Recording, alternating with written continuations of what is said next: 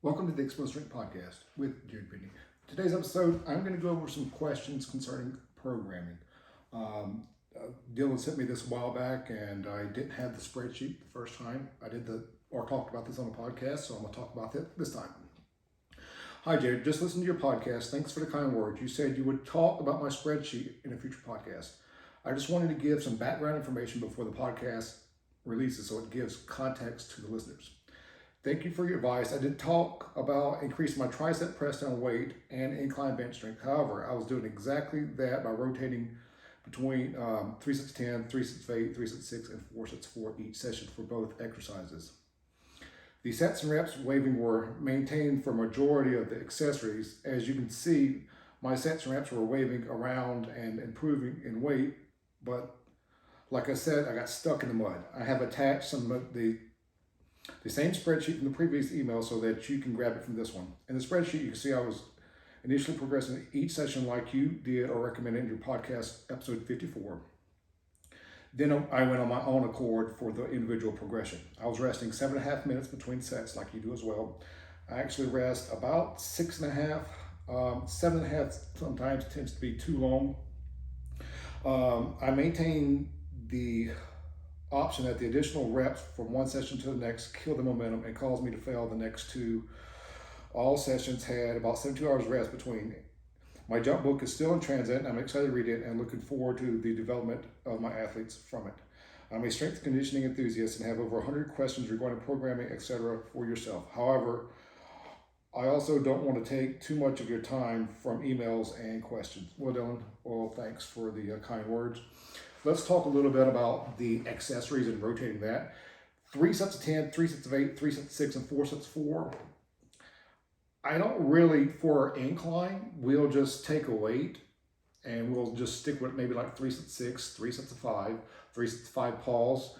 And we don't worry about trying to wave and ramp up that weight as too much. I'm not trying to push our incline and our bench at the same time. We'll do an incline, and I told a kid the other day, once that incline gets too easy, then you can add some extra load. I'm not really worried about how our incline numbers are progressing. I'm just using the incline as an accessory, like I talked about in the last podcast about we deadlift very seldom, don't deadlift a whole lot, and when we do, we just do basically something easy. I've deadlifted 600 pounds and I may do 315, 3 sets of 8 or something like that.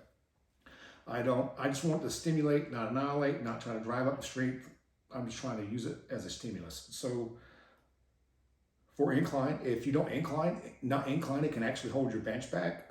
But if you try to progress it and your bench at the same time, it could take its toll on you. It could be too much at one time. So usually for the kids, sometimes I do program them to where they come in there, that kid may incline first. I may try to improve his incline max. But then he may go do something like 205 on close grip bench, 3 sets of 6 that day. Next time he may just come in and do regular 3 sets of 6, maybe 225, 4 sets of 3, or I'm not too worried about it. I'm just stimulating, and that way we don't lose our tone or our technique groove. So if they just inclined only, I have done that in the past where I just had in-person incline only and not even bench at all. So I was trying to get a kid to bench 405, but his incline max was so low. Usually if you're trying to bench 400, you want to take about 85% of 400, and that's what your incline max needs to be, roughly thereabouts. So if your incline max is 70% of whatever your bench is, that can be a limiting factor. So you just increase your incline strength. So that kid may come in, we may incline for a month, 6, 8 weeks or whatever, until I get his incline up. Like I'm doing it for a kid now that has always kind of strains his pec, so I have him inclining for some reason. Don't strain when he inclines. I've taken him from a 205 to a 275 incline because he wants to bench 315 so bad, but he only weighs like 165 pounds. So if I get him to bench 315 at 165 pounds, that'd be pretty good. But right now what we're doing is we are strictly inclining and then going to press downs and all that stuff. And he said, if I don't bench 315 after this, I'm gonna burn this gym down. So we'll see what happens. But and I just got off that rant because we don't do the 3 sets of 10, 3 sets of 8, and 6. It's more of a lighter stimulus, something that we can do. Then when it gets too easy, like if I got so bored of doing 225 on incline because it's too easy, then I may go to 245 or something like that. I just move on when it's boringly easy. You know what I'm saying? So, or if I'm feeling froggy some days and I know I got more days of rest between, I may go to a heavier working set. So, but it's not set in stone that that's what we always do. We'll always stimulate it, but we're not always going to try to kill it. So, but for the 3 sets 10, 3 sets 8, 3 sets 6, and 4 sets 4, that would be like a rotation that we'd use like on lat pull down or on a tricep press down or something we're trying to increase the lat strength or we're trying to increase the tricep strength. The triceps are much smaller, so they recover a lot quicker, so you can actually increase their strength and increase your bench press strength while stimulating elsewhere with like an incline or something like that. We'll bench, we'll incline, we'll work on some other accessories, press downs, sometimes dips, but we don't do incline, we don't go bench, incline, flies, dumbbell bench, and all that stuff in the same day. But the 3 sets of 10, so if we was going to go 3 sets of 10, so if we start off at 70 pounds, I wouldn't try to jump up too quick, too fast. I would go 70, 75, 80, and 85 pounds. So I would go 3 sets of 10 with 70, 3 sets of 8 with 75, 3 sets of 6 with 80, and 4 sets of 4 with 85. Once I finish that wave, when I start back over again on my next wave, instead of starting at 70%, now I'm doing 75 for 10, 80 for 8, 85, 3 sets of 6, and then I'm doing 94 sets of 4.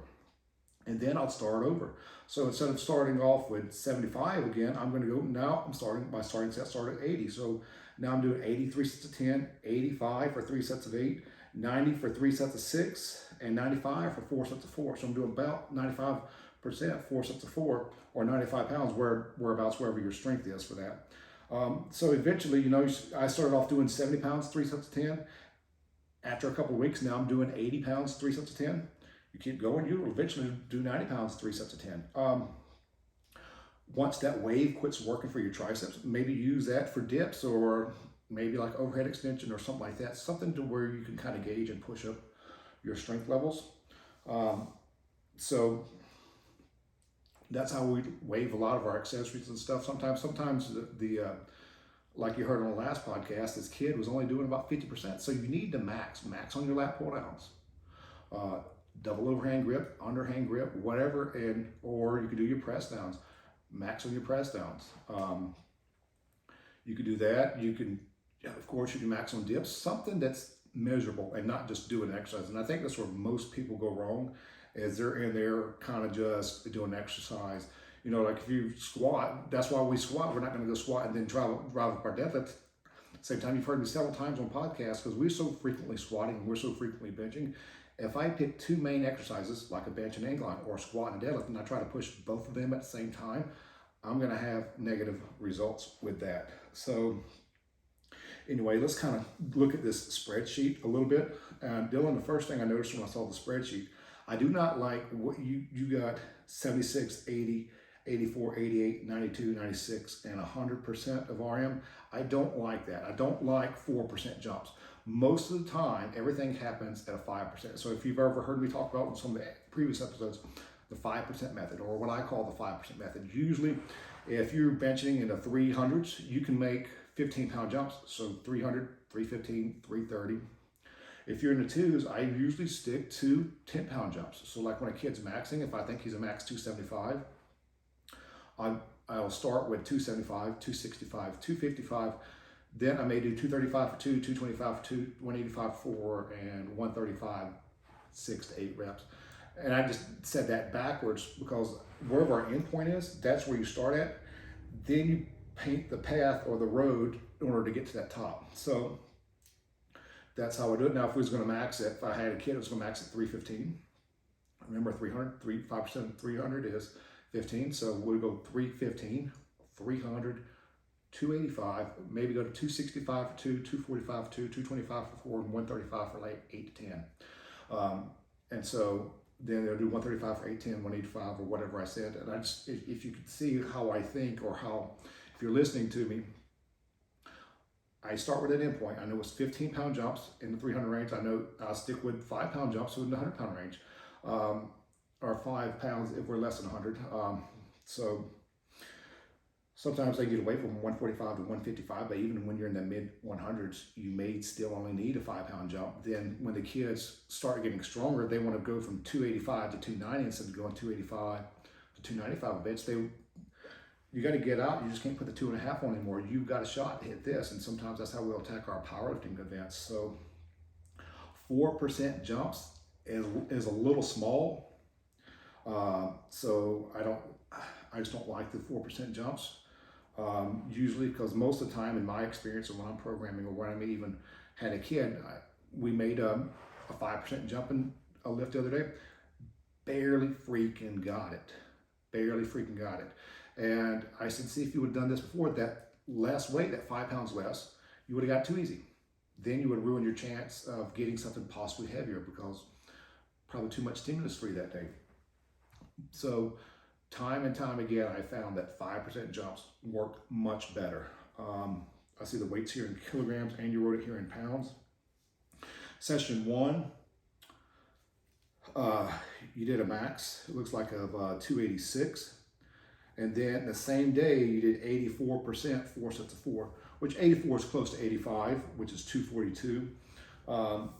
So Dylan, if you're listening to this, you can respond back why you chose 4% jumps instead of 5. But session 1, then he started off, then he went to same thing, 85%. He went to 84%, 4 sets of 4, which is, he wrote down a total of 17 reps. Day 1, like I said, if I was going to max at 2, all right, so 286.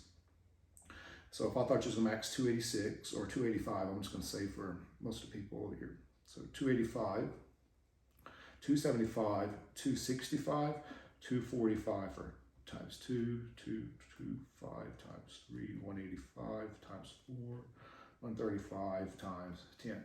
All right, so sorry if you're hearing me, I'm scratching on this paper. So if I was going to max at 285, or I thought your max, or Jared, my last max is 285, or whatever, somewhere our endpoints are, I'd come in, we'd do 135 for 10, 185 for 4, 225 for 3, 245 for 2. Then we'd rest about 4 to 5 minutes, 265, rest 4 to 5 minutes, 275, rest 4 to 5 minutes, then 285, and that's your max, then we're done. And so I would have been done lifting for that day. You had 10, I don't know how you warmed up or whatever, but I would have just done my 135 for 10, 185 for 4, 225 for 3, then 245 for 2. That's 19 reps. So then I would have rested 4 or 5 minutes before I attacked my first one, another, and been done. And the next session 2 is when I would have come in and done that 4 sets of 4. It looks like you try to progress very quickly. Let's see session 2. What did you do? So don't get this screwed up. Session 1, he maxed, and then he did 4 sets of 4. With that, which he's got the right, that's where I start my athletes off, is 85%, and we may do 4 sets of 4. With that, which is fine, is where he did that. But what happened is he did maxed and he did his reps in one whole day. So that's a lot of volume. So I would have just moved that 4 sets of 4 on session 2. But his session 2, he went with 80, 4 sets of 6. 88%, why not go to 90? Because you were at 80, then 84, then 88, then 92. That's a lot of small little jumps in there. So let's go ahead and chew off more. So I would have come in, maybe done a set of, I don't know if I would have done a set of 6, maybe a set of 4, maybe a set of 5 at 80. Then I would have jumped to 90. If you got that 85, 4 sets of 4, fairly easy. Then I would have jumped to 90 like you did for 3. Then I would have came back down and tried to turn those 2 4s into 2 sets of 5, but it looks like he did 1 set of 5 and 1 set of 4.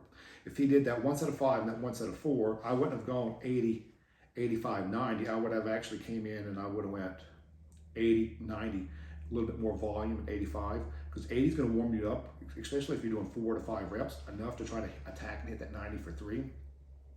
And then you can back down and get, take those 4s and see if you get two 5s with it. And by the time we went to session 3, this spreadsheet didn't print out too well for me. So then, I see 2 sets of 3 at 90 at session 3. Okay, then a set of 5 and a set of 4. I don't know if if that's a set of 5 and a set of 4. If he actually missed a rep, that means we're loaded too heavy. So I would have adjusted back down everything 5%, then waved again on. But then session 4, you're spending your first couple of sessions trying to figure out, okay, is that 85? Where is that stimulus for me? Is that 85 too much? Is that 85 too light? And then go from there. And so being that he kind of beat himself down in session 1, session 2 looks to be fine, except for the 88%, I would have went to 90. And then session 3, again, just kind of beat the same thing, except for adding an additional rep at 90. I would not have done that. My session 3, I would have went to 80% and maybe did 4 sets 6, 4 sets 4, or 5 sets 4, somewhere in that range, depending on how much I was getting beat up. And then I would have known by that time where I'm weighing. Is that 90%? Was that 90 for 3? Did I barely get that 3? Then I would have attacked it and went a different direction from there. But Dylan, it looks like you tried to progress too quick over the 8 sessions. That's one thing I would see. And then when you did your back off day, that 4 sets of 4 at 88%. It needed to be dropped down to 80 to recover from this. Number 1, you maxed. Session 2, you were seeing if that 85% was well enough or not for you.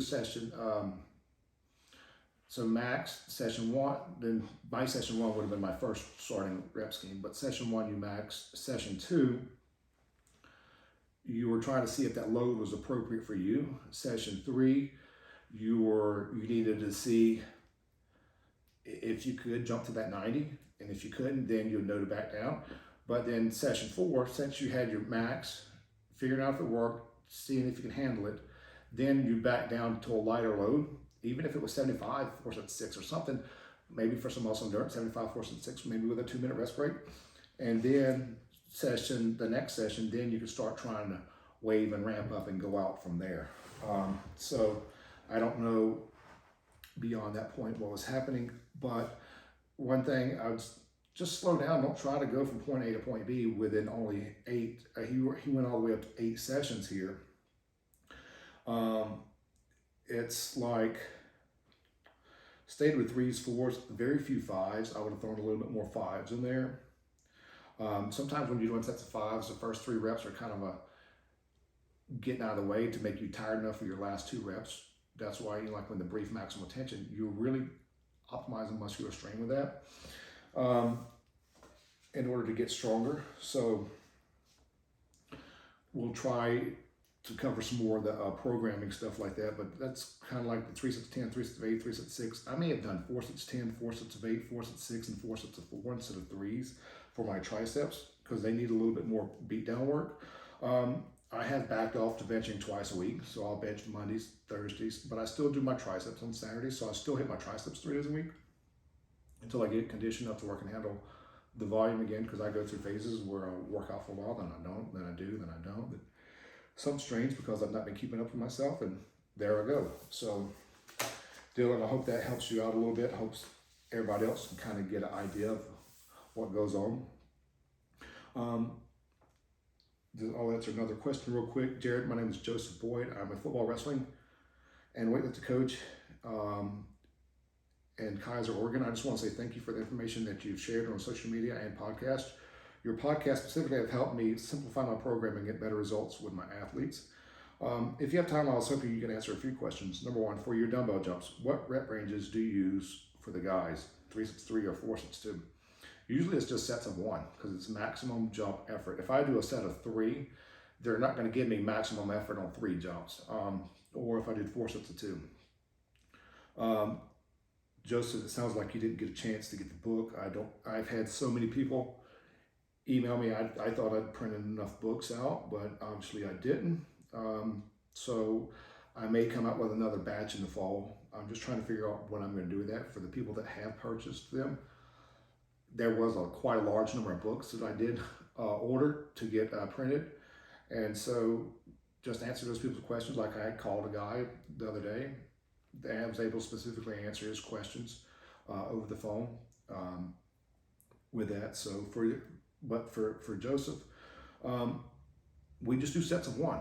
We jump with weight, we jump without weight, we jump with weight, we jump with weight, we jump with, but we also have some type of measuring device like the jump mat in order to measure our progress and how we want to do with that. Just so we have a goal to come in. If you have, or if you're jumping with weight and you have no clue how high you're jumping, I know people criticize the mat. Oh, you bend your knees. Look, I've had people come in and jump on the mat, jump a 35. They go to their college pro day and they jump a 35 on the vertex. I've had a lineman, a 6'2", 300-pound lineman, jump a 34 on the mat, go to his pro day, jump a 34 on the vertex. And so you have to bend your knees somewhat slightly when you land. You can't land dead straight-legged. You're going to blow your knees out. And you know what? Who cares if they bent their legs? There's only so much you can cheat. And once you have, or if they have, or whatever people want to call it, once that person has cheated at mat so much, if they keep breaking their own cheat, you can only cheat it so far. You can only bend your knees so much, you know. And so you have to absorb the force. If I throw an egg at you and your arm's dead straight and you don't absorb that egg, it's going to crack in your hand. Well, that egg represents your spine, okay? You don't want to herniate a disc because you want to land on straight legs. How dumb are some of these people? So anyway, Joseph, sorry to get off of that rant, but yeah, we just basically jump with weight, try to break a record, and we try to repeat that the next workout. We don't, I said in the book, the volume will equal itself out. So don't worry about trying to over complex what that is. If these high school coaches would work on the speed with the power clean, you know, look, we need to try to change this whole world and replace dumbbell jumps with power cleans out there. By jumping with the weight, it's more dynamic than power clean, and the jumping correlates to the running speed. And so if I'm breaking my vertical jump records on a consistent measuring device, then I don't care if someone's bending the knees or whatever on that mat. It's a device that measures consistently from workout to workout, from person to person. All I care about is monitoring numbers and monitoring progress. If I can get them to jump higher, their 40s at the end of each month will be tested and they will improve. So the biggest thing I'm doing is I'm using a way to measure or monitor our training process. And you know, dumbbell jumps is more dynamic than the power clean. Usually when you do a power clean, you still have to have some type of control of the bar. A lot of these kids are not extending their hips when they're doing the power clean in schools. A lot of them are squatting under just as soon as the weight gets under. So yeah, they may have a good power clean, but you take your power clean from 250 to 300 and your vertical jump don't go up any. I guess you didn't make you more powerful, because the best way to measure human explosiveness is a vertical jump. If you look back in the old Russian text, they jumped to make them more explosive for their lifts. But if they would have known about how to do it with dumbbell jumps, they would have been even more explosive at their Olympic lifts. Olympic lifting takes a lot of time to try to perfect the technique, and has little carryover to what the coaches think. You know, they're thinking, they don't know, oh, that's a football movement. Oh, no, that would have been pushed down our throats since the 80s to try to have us have more better Olympic lifters. You know, it was once these athletes were done playing their sports, so if we can flood our school system with power cleans, once these athletes are done playing the sport, maybe they become a successful Olympian. Well, we only had one world champion in the 90s, and I think we've only had one medal winner since the in the Olympics since the 60s. So obviously that system did not work, or we'd be producing a lot better Olympic athletes. Instead, we continue to get our ass kicked.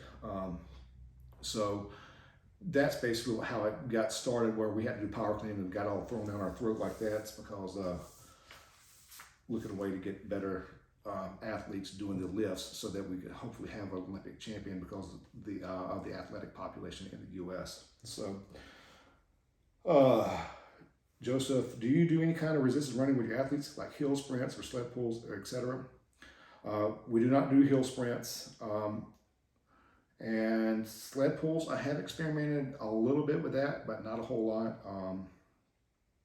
But besides just squatting and jumping, we may do some lower back accessories, like I said, for stimulus. We do stimulate our hamstrings. We do work on our mobility at our hips. We may do bob front squats and things like that.